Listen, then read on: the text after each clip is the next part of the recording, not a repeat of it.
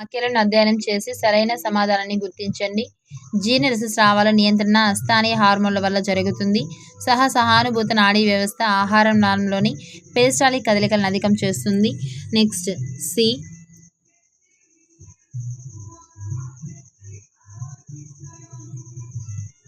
మల పదార్థాన్ని పాయు ద్వారా బయటకు పంపడం ఒక అనియంత్రిత ప్రక్రియ అన్నాడు. Next D. జఠర ఆంత్రస్రావాలు నాడీ సంకేతాలచే ప్రేరేపించబడతాయి అన్నాడు. సో ఇక్కడ ఆన్సర్ ఏదంటే ఏసి. జీర్ణరస స్రావాలు నియంత్రణ అస్థానీయ హార్మోన్ల వల్ల జరుగుతుంది. మల పదార్థాన్ని పాయు ద్వారా బయటకు పంపడం అనేది ఒక అనియంత్రిత ప్రక్రియ అనేది కరెక్ట్. నెక్స్ట్ 142 క్రింది వాక్యాలను అధ్యయనం చేసి సరైన సమాధానాన్ని గుర్తించండి. నీల విరేచనాల వల్ల ఆహార శోషణ తగ్గి అధిక నీటి నష్టం జరుగుతుంది. సో ఇది కరెక్ట్. Next C. అజీర్ణం కావడానికి కారణాలు మసాలాలతో కూడినటువంటి ఆహారము, అధిక ఆహారం అనేది తినడము. Next D. బ్యాక్టీరియా లేదా వైరస్ల సంక్రమణ వల్ల ఏర్పడే ఆంతర్నాళ ఉజ్వలనం అతి సాధారణము అన్నాడు. నెక్స్ట్ 143 ప్యాలెటన్ రుగే. సో ప్యాలెటన్ రుగే. సో ఇక్కడ ప్యాలెటన్ రుగే వచ్చి సో కఠిన తాలువు అని చెప్పుకున్నాం. మృదు తాలువు, కఠిన తాలువు. సో పూర్వాంతంలో కఠిన తాలువు ఉంటుంది. సో పరాంతంలో ఏమి ఉంటుందంటే మృదు తాలువు అనేది ఉండి, అది ఎక్కడికి మృదు తాలువు అన్నప్పుడు యువిలా యు అని గుర్తుపెట్టుకోమన్నాను. So U. సో యువిలా అనేది గ్రసంలోకి తెరుచుకుంటుంది. నెక్స్ట్ ఈ యొక్క కఠిన తాలువుని కపాలం అని గుర్తుపెట్టుకుంటే ప. సో కఠిన తాలువు పాలెటన్ రుగే. పూర్వాంత అస్థి నిర్మిత కఠిన తాలువు వచ్చేది పాలెటన్ రుగే. నెక్స్ట్ మృదు తాలువు వచ్చి యువిలా. ఇక్కడ లేదు కానీ చెప్పుకుందామి. విషమ దంత విన్యాసము అంటే వివిధ రకాల దంతాలు అనేసని. నెక్స్ట్ విషమ దంత విన్యాసమే కాకుండా నెక్స్ట్ ఇంకోటి ఏంది గర్త దంతి. సో గర్తాల్లో ఇమిడి ఉంటుంది కాబట్టి ఈ యొక్క పళ్ళు అనేటివి, దంతాలు అనేటివి గర్తాల్లో ఇమిడి ఉంటుంది కాబట్టి గర్త దంతి లేకపోతే తీకోడాంట్ అన్నాము. నెక్స్ట్ ద్వివార దంతి అంటే 2 సార్లు వస్తుంది కాబట్టి ద్వివార దంత విన్యాసం అని కానీ చెప్పుకున్నాము. నెక్స్ట్ జ్ఞానదంతాలు. సో జ్ఞానదంతాలు ఏవంటే 3వ చర్వణకాలు. సో 3వ చర్వణకాలు అనేది ఏ ఇయర్లో వస్తుందంటే 21 ఇయర్స్ అప్పుడు 3వ చర్వణకాలు అనేది 3వ చర్వణక దంతాలు అనేటివి వస్తాయన్నాడు. Next dentin. సో డెంటిన్ వచ్చి ఒడెంటోబ్లాస్టల్సే స్రవించబడుతుంది. ఇంతకుముందు బిట్లో చెప్పుకునిందే మనం ఇది. ఒడెంటోబ్లాస్టల్సే స్రవించబడతాయి.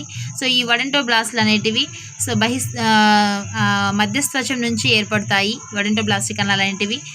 నెక్స్ట్ ఇక్కడ డెంటిన్ వచ్చింది కాబట్టి ఎనామిల్ అని చెప్పుకుందాము. సో ఎనామిల్ వచ్చి మధ్య త్వచం నుంచి ఎమోబ్లాస్టిక్ కణాలచే స్రవించబడుతుంది అనమాట ఇది ఎనామిల్ అనేది.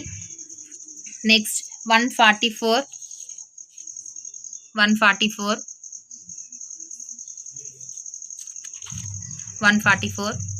సో ముఖ కుహరం పొట్టిగా ఉండే గ్రసనలోకి తెరుచుకునే అది ఆహారం, గాలి ప్రయాణించడానికి ఐక్య మార్గంగా పనిచేస్తుంది. గ్రసని నాసికా గ్రసని, ఆశ గ్రసని, స్వరపేటిక గ్రసనిగా విభజింపబడుతుంది అన్నాము.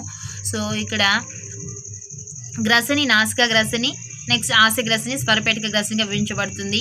సో ఇక్కడ ఏ 6 సరైనవే, కాకపోతే ఏకు 6 అనేది సరైన వివరణ అయితే కాదు. నెక్స్ట్ సో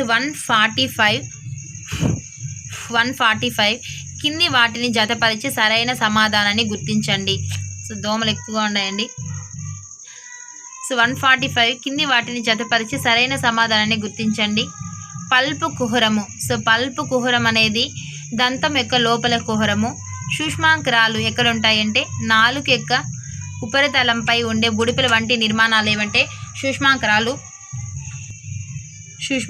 వచ్చి నాలుక ఉపరితలంపై ఉండే బుడిపెల వంటి నిర్మాణాలు. నాలుక అనేది దంతాలను శుభ్రపరిచేటువంటి విశ్వజనిత కుంచ. ఉపజీవిక అనేది కంఠబిలం వద్ద ఉండేటువంటి మృదులాస్తి. సారీ ఫ్రెండ్స్, బ్యాక్ అనేది సౌండ్స్ అనేది వినిపిస్తుంది. సో ఏం చేయలేకపోతున్నాను ఎందుకంటే ఊర్లో ఓం శక్తి మాల అనేది వేశారు కాబట్టి. సో 146 మానవుల్లో జీర్ణాశయము యు ఆకారంలో ఉండే కండర నిర్మితమైన సంచి లాంటి నిర్మాణం అన్నాడు. కాదు. సో జే ఆకారంలో ఉంటుందన్నమాట. సో ఇది 3 ముఖ్య భాగాలను కలిగి ఉంటుంది. అవి ఫండిక్ జఠర నిర్గమ భాగాలు అనేటివి. సో ఇవి కరెక్ట్. నెక్స్ట్ 147 సో 6 అనేది మాత్రమే కరెక్ట్. సో వాక్య ఏ అనేది తప్పు అనమాట 146లో. 147లో సో క్రింది వాటిని జతపరిచి సరైన సమాధానాన్ని గుర్తించండి అనేది ఏమంటే సో జఠర నిర్గమ సంవరణి. సో ఎక్కడ ఉంటుంది జఠర నిర్గమ సంవరణి? జీర్ణాశయము పేగు మధ్య ఉన్నటువంటి రంధ్రాన్ని నియంత్రిస్తుంది. నెక్స్ట్ ఐక్య కాలేయ క్లోమనాళము ఆంత్రమూలంలోకి తెరుచుకుంటుంది. నెక్స్ట్ అందనాళము వచ్చి ఎక్కడ ఉంటుందంటే పెద్ద పేగు యొక్క పూర్వ భాగము. సో అందనాళము, కోలాను, నెక్స్ట్ పురీషనాళము పాయుగా డివైడ్ అవుతుందన్నమాట. ఇది పెద్ద పేగులో. ఐక్యకాలేయ క్లోమనాళం మాత్రము ఆంత్రములంలోకి తెరుచుకుంటుంది. ఇది ఒడ్డి సంవరణంగా చెప్పుకున్నాము. నెక్స్ట్ అందనాళము, పెద్ద పేగు పూర్వ భాగము. క్రిమిరూప ఉండకముకి ఇంకొక పేరేమంటే అందనాళం నుంచి పొడుచుకొని వచ్చేటువంటి ఉదర గవద బిల్ల అని చెప్పుకున్నాము. నెక్స్ట్ 148 పురీషనాళం చిన్న విస్పార తిత్తి లాంటి నిర్మాణము. అది పాయు కాలువగా ముందుకు సాగి పాయు ద్వారా బయటకు తెరుచుకుంటుంది అన్నాడు.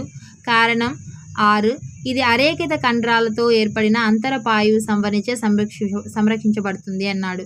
సో ఇక్కడ ఏ 6లు 2 సరైనవి, ఏకు 6 సరైన యొక్క వివరణ కాదు అన్నాడు.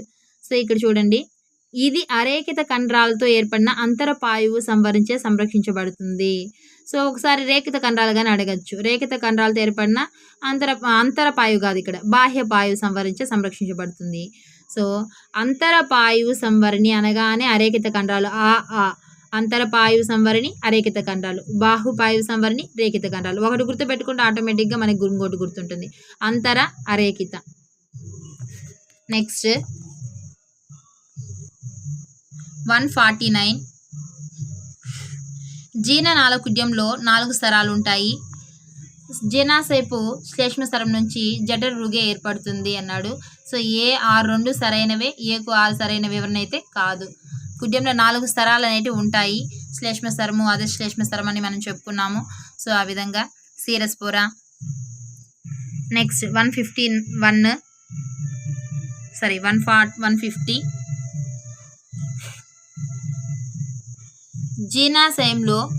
జీర్ణాశయంలోని శ్లేష్మ స్తరం అనేది ట్రిప్సినోజిన్ని స్రవిస్తుంది.